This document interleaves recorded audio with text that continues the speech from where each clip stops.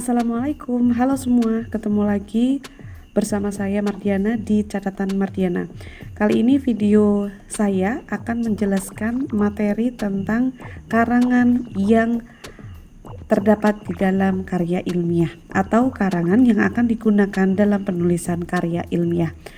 Saya akan menjelaskan tentang karangan berdasarkan cara penyajian dan tujuan penyampaiannya.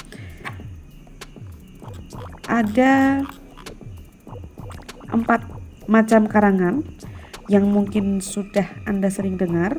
Ada persuasif, argumentasi, eksposisi, dan narasi. Yang pertama adalah karangan persuasif. Kalau Anda sudah sering mendengar apa kata persuasif, pasti sudah ingat ya. Persuasif adalah bentuk tulisan yang bertujuan membuat pembaca percaya, yakin, dan membujuk akan hal-hal yang dikomunikasikan yang mungkin berupa fakta, pendirian umum, pendapat, dan gagasan seseorang. Kemudian selanjutnya adalah argumentasi. Argumentasi adalah bentuk tulisan yang meyakinkan pembaca agar menerima dan mengambil suatu doktrin, sikap, dan tingkah laku tersebut. Ya, ini berupa ide harus logis. Kemudian eksposisi, bentuk tulisan berupa wacana yang bertujuan untuk memberitahu, mengupas, menguraikan, dan atau menerangkan sesuatu. Yang terakhir adalah karangan narasi. Karangan narasi adalah bentuk tulisan yang berusaha menciptakan, mengisahkan, merangkaikan tindak tanduk perbuatan manusia dalam sebuah peristiwa secara kronologis atau yang sedang berlangsung dalam suatu waktu. Kemudian ada deskripsi, bentuk tulisan yang menggambarkan suatu objek nyata, mencampurkan keadaan yang sebenarnya dan persepsi diri sendiri. Nah, dari kelima, persuasif, argumentasi, eksposisi, narasi, dan deskripsi. Kira-kira menurut Anda karangan apa yang digunakan dalam penulisan karya ilmiah? Apakah persuasif,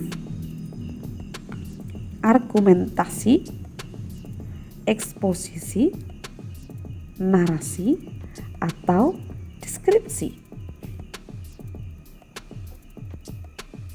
Sudah ketemu jawabannya?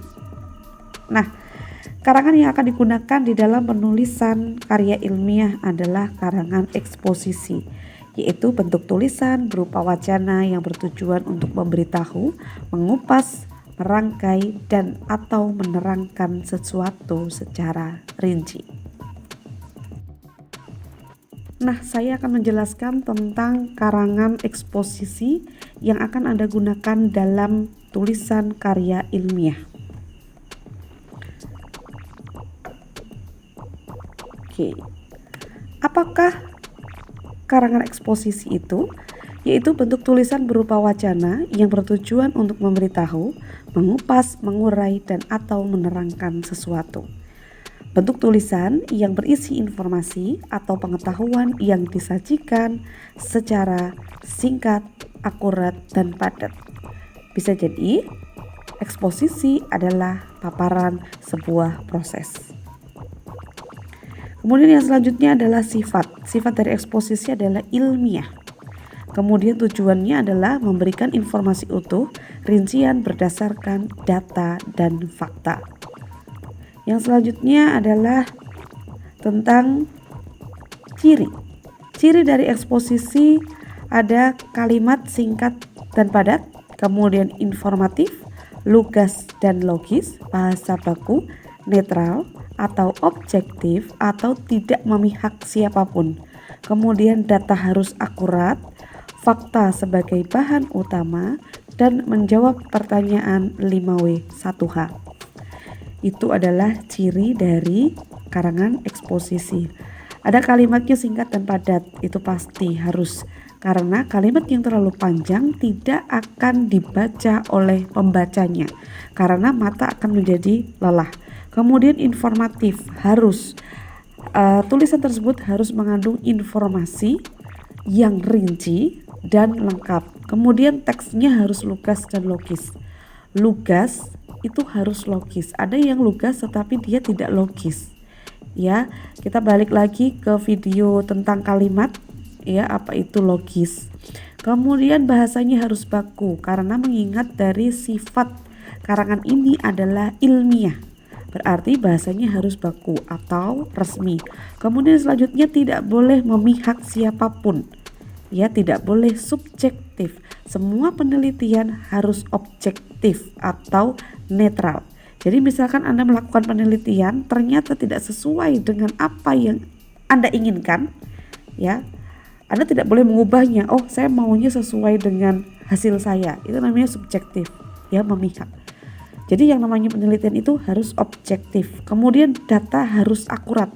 Anda harus pandai mengambil data, ya, dari perusahaan, kemudian dari internet, dari pembukuan, dari manapun sumber referensi yang Anda dapatkan, ya. Data harus akurat.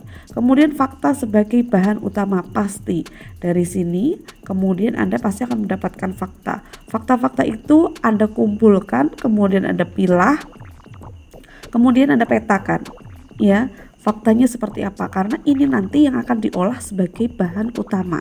Kemudian yang terakhir adalah menjawab pertanyaan 5W1H. Apa, siapa, kenapa, mengapa, bagaimana, dan di mana. Ya, semua nanti jawaban dari pertanyaan tersebut akan dirangkai menjadi satu tulisan di karya ilmiah. Kemudian yang selanjutnya adalah, nah, contohnya adalah karangan eksposisi adalah karya ilmiah. Ada makalah, kemudian tugas akhir, skripsi, tesis, disertasi, jurnal, dan lain sebagainya.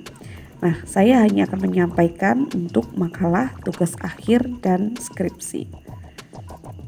Itu tadi tentang karangan eksposisi. Saya akan memberikan contohnya karangan eksposisi langsung, ya, dari analisis tugas makalah atau karya ilmiah mahasiswa di video saya selanjutnya. Cukup sekian video singkat tentang karangan eksposisi.